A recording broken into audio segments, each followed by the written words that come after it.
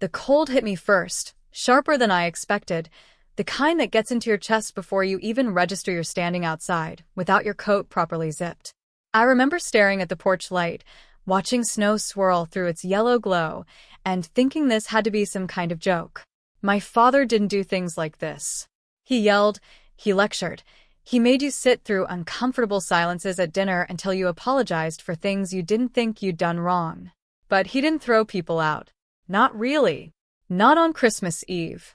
I stood there for a full minute just staring at the door, waiting for it to open again, half expecting my mother to come out with my coat and some version of, you know how he gets, the way she always did when things got tense. She didn't come. The porch light buzzed faintly above me, and somewhere down the block I could hear someone's Christmas music drifting out from a cracked window, cheerful and completely out of place against what was happening to me. "Dad," I said, knocking once, more out of disbelief than hope. "Dad, come on. It's freezing." Nothing. I knocked again, harder this time, and I heard footsteps inside, not toward the door, but away from it, toward the kitchen, like the conversation was already over as far as he was concerned. I stood there another few seconds, feeling something crack open in my chest that I wouldn't be able to name until much later. It wasn't just hurt. It was the specific, disorienting realization that the people who were supposed to choose me, no matter what, had just proven plainly, unmistakably, that they wouldn't. I picked up my suitcase. My hands were shaking, though I told myself it was just the cold. I texted a couple of friends, but it was Christmas Eve. Everyone was with their families, phones tucked away, half asleep on couches with people who actually wanted them there. My best friend Priya texted back 20 minutes later, apologizing, saying her parents' house was already packed with relatives sleeping on every surface, that she'd figure something out for me tomorrow if I could just hold on one night. One night. I didn't blame her. I just didn't know what to do with the hours in between. I tried the extended stay motel off the highway first, the cheap one I remembered passing 100 times growing up. The night clerk, an older man with tired eyes and a paper Santa hat someone had clearly made him wear, looked almost sorry when he told me they were booked solid. Some pipe had burst at a hotel across town, and half their guests had been displaced there too.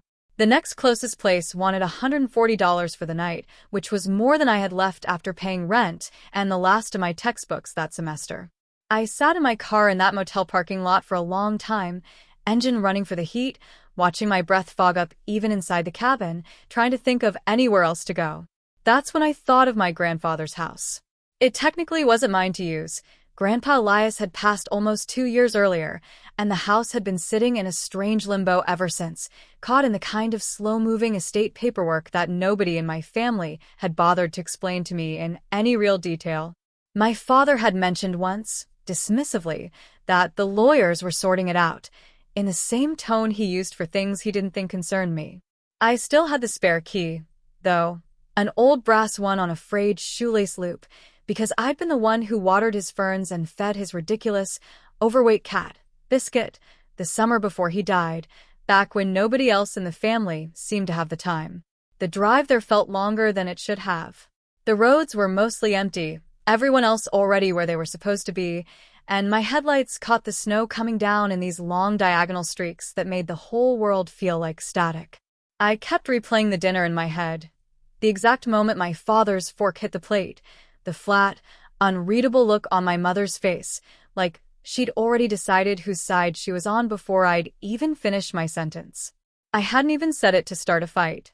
I'd said it because I was exhausted, because I'd spent 8 months working closing shifts at a pharmacy on top of a full-course load just to keep my own tuition paid, while $3,000 of family fund money I'd been guilted into contributing every month, had apparently gone straight into a down payment on Colin's truck. Nobody had asked me. Nobody had even told me, until Colin let it slip over dessert, grinning, oblivious, like it was a fun fact and not a betrayal. Grandpa's house looked different in the dark, smaller somehow, snow already collecting on the porch railing where he used to lean his cane. The key stuck a little in the lock, swollen with cold, but it turned. Inside, the air smelled like it always had, old books, faint pipe tobacco even though he'd quit decades ago, a house that had absorbed a person so thoroughly it still seemed to hold the shape of him. Nobody had touched much. The estate lawyers had apparently done nothing more than change the utilities and leave the furniture exactly where it sat, waiting for whatever bureaucratic process eventually finishes these things. I didn't turn on many lights. Some old instinct told me not to draw attention to the fact that someone was in there, even though I had every right to be. I found my way to his study by memory more than sight, the room where he used to sit with the radio on low, doing crossword puzzles in pen because, he said, a man should commit to his answers. I sat down on the floor in my coat, back against the side of his old oak desk, and finally let myself cry the way I hadn't let myself in front of my parents. Big, ugly, gasping sobs that echoed strangely in the empty house. I cried for the cold. I cried for the truck. I cried, mostly, for the sentence my father had said so easily, like it cost him nothing. Maybe you don't belong in it. And for how long I suspected some part of him had believed that, quietly, underneath everything. At some point, worn out, I leaned my head back against the desk and just stared at the room in the dim light coming through the window. My eyes drifted to the bottom drawer, slightly ajar, the way drawers get when they've been opened and shut 1,000 times over the years and never quite sit flush anymore. I don't know what made me reach for it. Maybe I just needed something to do with my hands. Maybe some part of me remembered Grandpa always kept things in that drawer that mattered to him. Old photographs, a pocket knife that had belonged to his own father, a rubber-banded stack of letters he never explained. Inside, past a few tax documents and a broken watch, was an envelope.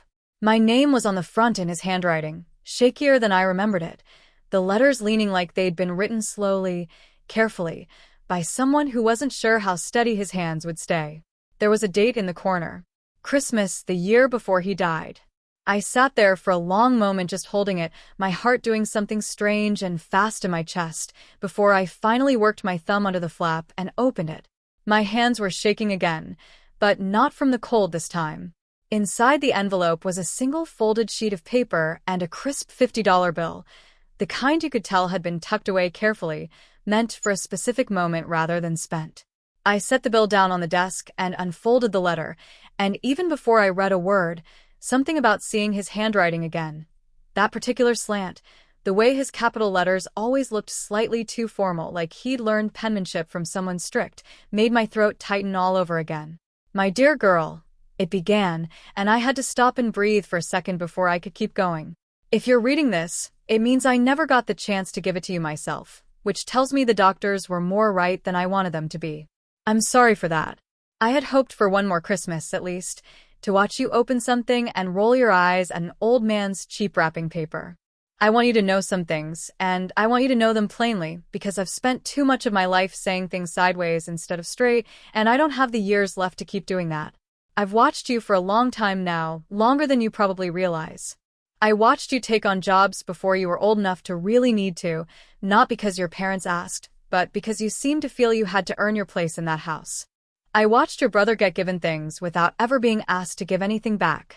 I told myself for years it wasn't my business, that a grandfather shouldn't interfere in how his son raises his children.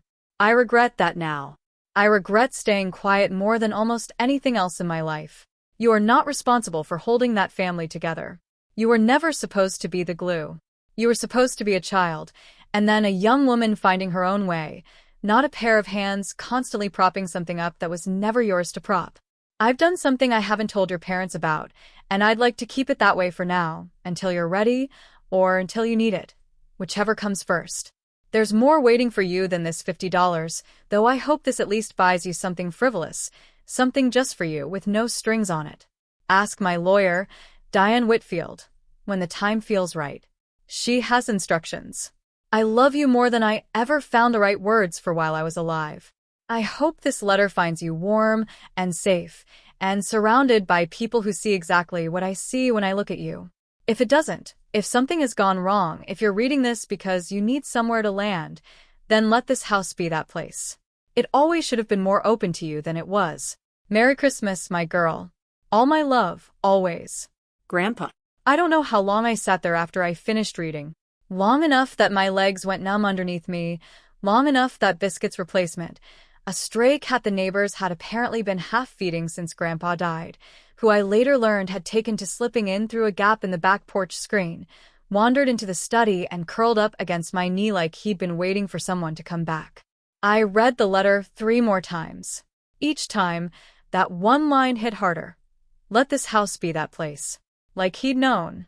Like some part of him had looked far enough down the road to see this exact night coming, snow and all, and had left a door open for it years in advance. I didn't sleep, not really.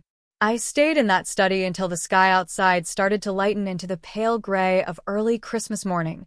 Wrapped in an old wool blanket I found on the back of his reading chair, the letter still in my hand.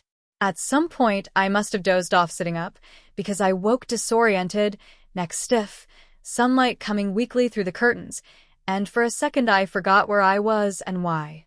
Then I remembered, all of it at once. The porch, the cold, the letter, and the whole thing settled back onto my chest like a weight I hadn't finished carrying yet. I waited until 9, which felt like a reasonable hour even for Christmas Day, before I called the number printed on the letterhead of an old holiday card I found in Grandpa's desk, the one from Whitfield and Associates that he'd apparently kept for exactly this reason. I didn't actually expect anyone to answer. It was Christmas. I left what I thought would be a voicemail, my voice cracking halfway through explaining who I was and why I was calling, and I was startled when a woman picked up mid-message, apologizing for the delay, saying she'd seen my grandfather's name flash on caller ID forwarding from the office line and had a feeling this call might come eventually. Diane Whitfield had a calm, unhurried way of speaking that made me feel, for the first time in almost 24 hours, like the ground under me wasn't actively shifting. She asked if I was safe, if I had somewhere warm to be, and when I told her a little too honestly, my composure cracking again, that I was currently sitting in my dead grandfather's study because my parents had locked me out on Christmas Eve, there was a pause on the other end of the line that told me she was choosing her next words carefully. I think, she said finally, it's time we talked about the rest of what your grandfather left you. She couldn't tell me everything over the phone, not properly, not on a holiday, but she told me enough to make me sit back down hard in Grandpa's desk chair. The house, the one I was sitting in, was mine. Not part of the general estate split between my father and his siblings, but mine specifically, deeded to me outright, with instructions that it not be disclosed until my 23rd birthday unless what she called an early trigger condition was met. Being without stable housing on a holiday, she said, delicately, appeared to satisfy that condition rather clearly. Beyond the house, there was a trust, one Grandpa had apparently built quietly over almost 15 years, moving small amounts steadily, investing patiently, telling no one, not even his own children. Diane wouldn't give me an exact figure over the phone, said that required paperwork and a proper meeting, but she used the phrase significant twice, and something in the careful way she said it made my stomach drop and lift at the same time. He set this up years ago, she told me, long before he got sick. He was very specific about the conditions.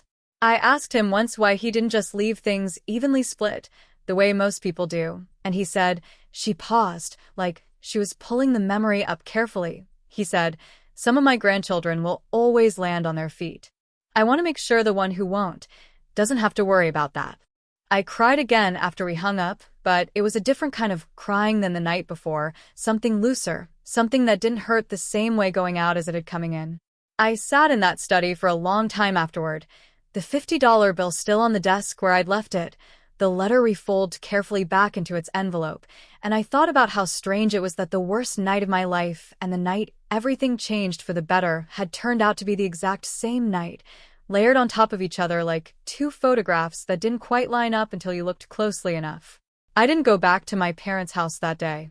I didn't call them, either, though I noticed, scrolling through my phone later that afternoon, still wrapped in Grandpa's blanket, the stray cat asleep against my leg like he'd already decided this was his house too, that neither of them had called me. Not to check if I'd found somewhere warm. Not to see if I'd frozen out on some stranger's porch. Nothing. That silence told me almost as much as the letter had, in its own quiet way. My father, I would learn much later, had assumed I'd gone to a friend's place, the same way he assumed most inconvenient things simply resolved themselves without his involvement. My mother, when I did eventually speak to her weeks afterward, would tell me she'd wanted to call, had thought about it more than once that night, but hadn't wanted to undermine my father's decision. as if my safety were a matter of household diplomacy rather than something that should have outweighed it instantly, without discussion. But that was still weeks away. That Christmas morning, all I had was the study, the blanket, the cat, and a letter from a man who had seen more clearly from further away than the two people who were supposed to have been watching closest. I remember making myself a cup of instant coffee from a jar so old it had probably expired, sitting at Grandpa's kitchen table in the thin winter light, and feeling something I hadn't expected to feel at all that day. Not just relief, not just grief, but something steadier underneath both of those things. A sense, however small, that I wasn't actually as alone as the porch light and the locked door had made me believe. That somewhere in the years before he died, when nobody was paying close attention, my grandfather had quietly built me a door that would open exactly when I needed it to, and on the one night I needed somewhere to land more than I ever had before, it did.